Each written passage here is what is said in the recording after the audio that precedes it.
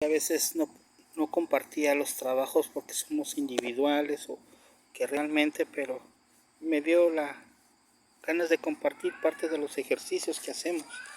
Ahorita ya es de noche, estamos ofrendando las velitas, los 4 rumbos, ¿no? Correspondiente, y también pedirles a los guardianes de este lugar que nos cuiden y nos protejan, ¿no?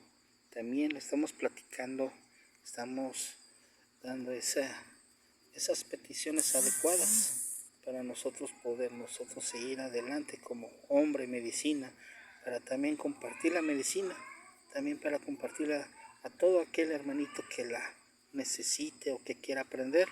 Aquí estamos pidiendo esa sabiduría, ese entendimiento en la ensoñación también, y también esos recuerdos que tengo cuando venimos de esa quinta dimensión, porque también tenemos esa cualidad de Mixcoatl, ¿no? La comunicación con los hermanos de las estrellas, ¿no? La Vía Láctea también es esa parte de la conexión con Mixcoatl, ¿no? Es el del entendimiento y tener esa ensoñación y entender esos mensajes adecuados.